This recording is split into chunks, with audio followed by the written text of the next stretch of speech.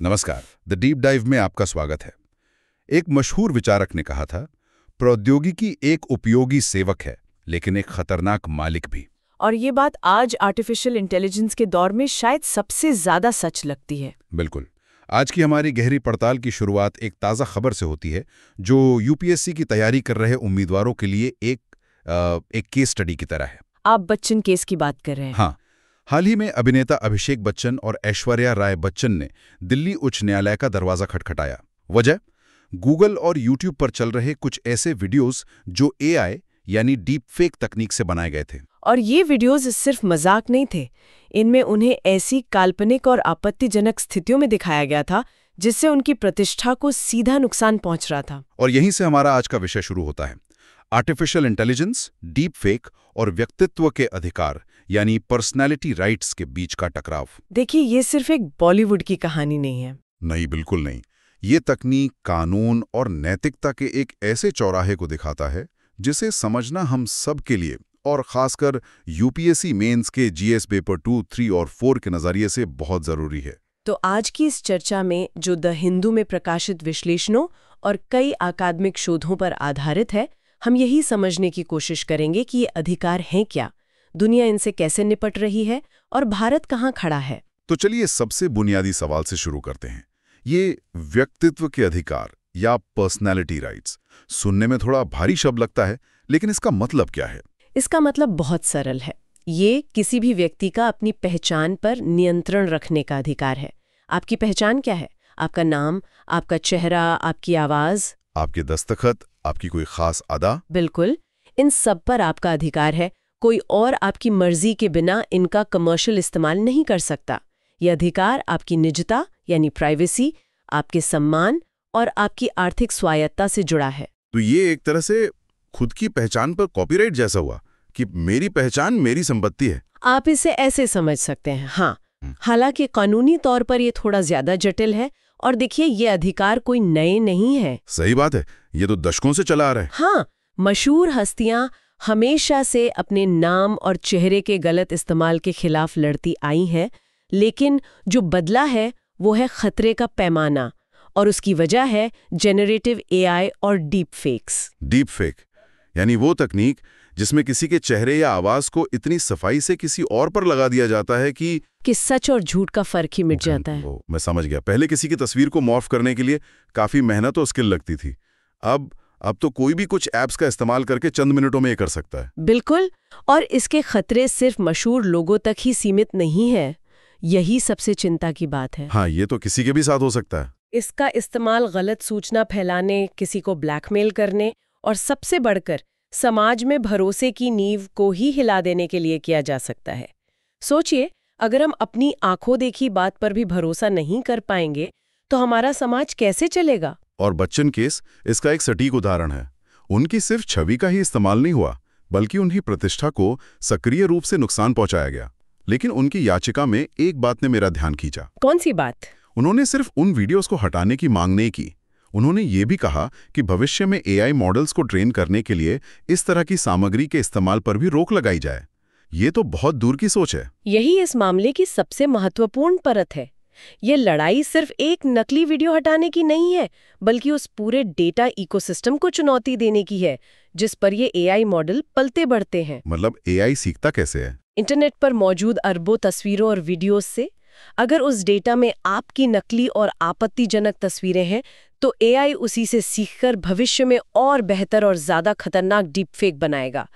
बच्चन की मांग उस समस्या की जड़ पर चोट करती है। ये तो साफ है कि भारत में अदालतें इस पर ध्यान दे रही हैं, लेकिन जैसा आपने कहा, एआई की कोई सरहद नहीं होती जी। ये एक वैश्विक समस्या है। तो क्या दुनिया के दूसरे देश भी इसी तरह अदालतों के भरोसे बैठे हैं? उनके पास कोई मजबूत कानून है? ये बहुत अच्छा सवाल है, क्योंकि यही हमें दुनिया का बिखरा हुआ कानूनी चित्रपट या लीगल मोज़ेक देखने को मिलता है। अच्छा, तो यूरोप से शुरू करते हैं। वो इसे कैसे देखते हैं? यूरोप का मॉडल सम्मान आधारित है, डिग्निटी बेस्ड।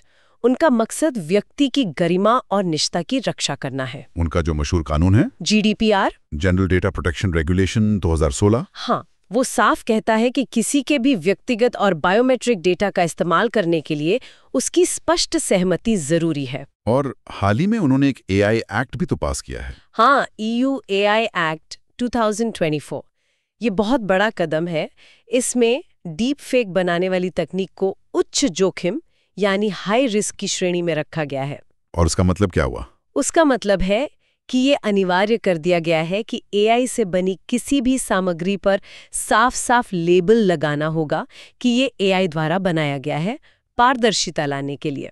ये तो बहुत दिलचस्प है कि यूरोप में इसे इंसान की गरिमा से जोड़ा गया है। मुझे हमेशा लगता है कि अमेरिका का नजरिया ज्यादा कमर्शियल होता है। क्या यहाँ भी ऐसा ही है? आपका अंदाजा बिल्कुल सही है। अमेरिका का मॉडल संपत्ति आधारित है, प्रॉपर्टी बेस्ड। वहां इसे राइट ऑफ पब्लिसिटी कहते हैं और इसे एक संपत्ति की तरह देखा जाता है जिसे आप बेच सकते हैं या विरासत में छोड़ सकते हैं। तो मतलब अमेरिका में किसी सितारे की आवाज उसकी हवेली की तरह ही एक संपत्ति है? बिल्कुल। और इसी को मजबूत करने के लिए हाल ही में टेनेसी राज्य में एल्विस एक्ट 2024 पास किया गया है। एल्विस प्रेस्ली के नाम पर। ये कानून किसी की आवाज या छवि के अनधिकृत एआई उपयोग पर सीधी रोक लगाता है, चाहे वो व्यक्ति जिंदा हो या मृत। अच्छा, तो हमारे पास एक यूरोपियन मॉडल है जो गरिमा पर केंद्रित है और एक अमेरिकन मॉडल है जो संपत्ति पर। इस पहेली में चीन कहाँ फिट होता है? चीन का रवैया ज्यादा व्यवहारिक और राज्य नियंत्रित है। उनका फोकस व्यवस्था और उपभोक्ता संरक्षण पर है। 2024 में बीजिंग इंटरनेट कोर्ट ने एक फैसले में साफ कहा कि एआई से बनी सिंथेटिक आवाजों का इस्तेमाल ग्राहकों को धोखा देने के लिए नहीं किया जाना चाहिए। और एक वॉइस एक्टर वाला केस भी हुआ था वहाँ। हाँ, एक बहुत महत्वपूर्ण मामले में एक वॉइस एक्टर को तब मुआवजा दिया गया जब उसकी आवाज की एआई कॉपी बनाकर बिना उसकी मर्जी के ऑडियो बुक बेची गई। चीन तेजी से सख्त नियम बना रहा है। तो कुल मिलाकर तस्वीर ये है कि हर कोई अपने अपने तरीके से समस्या से जूझ रहा है, लेकिन असली चुनौती तो तब आती होगी जब कोई अमेरिका में बैठकर किसी भारतीय का डीप फेक बनाकर जर्मनी के सर्वर पर डाल दे। तब किसका कानून लागू होगा? आपने बिल्कुल नब्ज पकड़ ली। यही इस मामले की सबसे बड़ी जटिलता है। एआई की प्रकृति अंतर्राष्ट्रीय है, लेकिन कानून राष्ट्रीय है। इससे कानून लागू करने में गंभीर चुनौतियां आती हैं। इंटरनेट पर गुमनामी, सीमा पार डेटा का बहाव, ये एक ऐसा डिजिटल मकड़ जाल है जिसमें अपराधी को पकड़ना बेहद मुश्किल हो जाता है। ये वैश्विक चुनौती भारत की स्थिति को और भी ज्यादा महत्वपूर्ण बना देती है। जैसा कि हमने शुरू में बात की, हमारे पास इस पर कोई एक समर्पित कानून तो है नहीं। हाँ। तो क्या हम पूरी तरह से जजों के विवेक पर निर्भर है? हाँ, अभी तो काफी हद तक ऐसा ही है। और ये यूपीएससी उम्मीदवारों के लिए समझना बहुत जरूरी है कि भारत में ये अधिकार आते कहाँ से हैं। इसकी जड़ है हमारे संविधान के अनुच्छेद 21 में जीवन और व्यक्तिगत स्वतंत्रता का अधिकार। पुट्टास्वामी मामला है ना, 2017 का वो ऐतिहासिक फैसला। बिल्कुल। Justice KS. पुट्टास्वामी बनाम भारत संघ मामले ने इस नींव को सीमेंट कर दिया। उसने निजता के अधिकार को मौलिक अधिकार बनाया। लेकिन उसका सीधा संबंध व्यक्तित्व के अधिकारों से कैसे जुड़ा? बहुत अच्छा सवाल। सुप्रीम कोर्ट ने उस फैसले में कहा कि निजता का अधिकार सिर्फ अपनी जानकारी छिपाने तक सीमित नहीं है, इसमें व्यक्तिगत स्वायत्तता और अपनी पहचान को नियंत्रित करने का अधिकार भी शामिल है। इसी तर्क ने व्यक्तित्व के अधिकारों के लिए एक मजबूत संवैधानिक आधार तैयार कर दिया। और फिर हमने एक के बाद एक कई हस्तियों को अदालत जाते देखा। बिल्कुल। 2022 में अमिताभ बच्चन का मामला आया, जिसमें दिल्ली उच्च न्यायालय ने पहली बार बहुत स्पष्ट रूप से व्यक्तित्व के अधिकारों को मान्यता दी। फिर 2023 में अनिल कपूर का मामला आया, जो और भी दिलचस्प था। हाँ, वो मामला तो उनके कैशफ्रेज झक्कास को लेकर था। क्या एक शब्द भी किसी की निजी संपत्ति हो सकता है? अदालत के अनुसार हाँ। अदालत ने माना कि झकास शब्द और उसे बोलने का अंदाज अनिल कपूर की पहचान का एक अभिन्न अंग बन गया है। इसका अनधिकृत व्यावसायिक उपयोग उनके ब्रांड मूल्य को कम करता है। ये तो बहुत बड़ा फैसला था। हाँ, क्योंकि इसने सुरक्षा के दायरे को चेहरे और आवाज से बढ़ाकर व्यक्ति के व्यक्तित्व यानी पर्सोना तक पहुंचा दिया। और हाल ही में 2024 में बॉम्बे हाईकोर्ट ने अरिजीत सिंह की अनोखी आवाज को एआई प्रतिकृति से बचाया। तो ये सभी मामले दिखा रहे हैं कि हमारी न्यायपालिका काफी सक्रिय है और वो यूरोप के गरिमा और अमेरिका के संपत्ति मॉडल का एक मिलाजुला यानी हाइब्रिड रास्ता अपना रही है। हाँ, न्यायपालिका निश्चित रूप से इस खालीपन को भरने की कोशिश कर रही है, लेकिन हमें ये समझना होगा कि भारत का ये न्यायिक ढांचा अब भी प्रतिक्रियाशील है, प्रोएक्टिव नहीं। मतलब हम एक तरह से आग लगने पर कुआं खोद रहे हैं, हमारे पास कोई सिस्टम नहीं है जो इसे होने से पहले ही रोक सके। ठीक यही बात है। हमारे पास आईटी एक्ट और नए मध्यस्थ दिशा निर्देश है, लेकिन उन्हें लागू करने में बहुत व्यावहारिक मुश्किलें हैं। हमें एक ऐसे कानून की जरूरत है जो समस्या को होने से रोके, न कि सिर्फ होने के बाद सजा दे। ये बिल्कुल सही बात है। कानून हमेशा तकनीक से कुछ कदम पीछे ही चलता है, और ये हमें कुछ बड़े नैतिक सवालों पर ले आता है जो शायद किसी कानून की किताब में नहीं मिलते। निश्चित रूप से यूनेस्को की 2021 की सिफारिश इसी बारे में है। उसका मूल सिद्धांत यही है कि एआई का विकास और इस्तेमाल इंसानों के शोषण के लिए नहीं होना चाहिए। और एक बहुत ही संवेदनशील मुद्दा है मृत कलाकारों का एआई के जरिए पुनर्जन्म। क्या ये नैतिक रूप से सही है कि हम किसी दिवंगत गायक की आवाज में एआई से नए गाने बनाएं? ये एक बहुत ही मुश्किल सवाल है। कानूनी तौर पर भारतीय अदालतों का अब तक का नजरिया ये रहा है कि व्यक्तित्व के अधिकार वंशानुगत नहीं है, वो व्यक्ति के साथ ही समाप्त हो जाते हैं। लेकिन नैतिकता का सवाल तो बना रहता है। हाँ, क्या ऐसा करना उस कलाकार की विरासत का सम्मान है या उसका अपमान? इस पर कोई आसान जवाब नहीं है। और फिर वो क्लासिक बहस भी है, नवाचार बनाम विनियमन। अगर हम बहुत ज्यादा सख्त नियम बना देंगे तो क्या हम भारत में एआई के विकास को रोक देंगे? ये एक संतुलन बनाने वाला काम है। कोई भी नवाचार को रोकना नहीं चाहता, लेकिन हमें ये पूछना होगा किस कीमत पर नवाचार। 2023 में ये लॉ जर्नल में एक बहुत ही दिलचस्प चेतावनी दी गई थी। क्या थी वो चेतावनी? कि अगर हम एआई को ही एक कानूनी व्यक्ति का दर्जा देने की दिशा में बढ़ते हैं तो इससे मानवाधिकारों का क्षरण हो सकता है। ये तो सुनने में किसी साइंस फिक्शन फिल्म जैसा लगता है, लेकिन इस पर गंभीर अकादमिक चर्चा हो रही है। और ये चर्चा सिर्फ चेहरे या आवाज तक सीमित नहीं है। कुछ विद्वान तो कलाकारों की शैली यानी स्टाइल और व्यक्तित्व यानी पर्सोना को भी बचाने की बात कर रहे हैं। इसका क्या मतलब हुआ? मतलब ये कि एआई आज किसी चित्रकार की शैली को सीखकर उसी शैली में हजारों नई पेंटिंग्स बना सकता है, या किसी लेखक के लिखने के अंदाज की नकल करके एक पूरा उपन्यास लिख सकता है।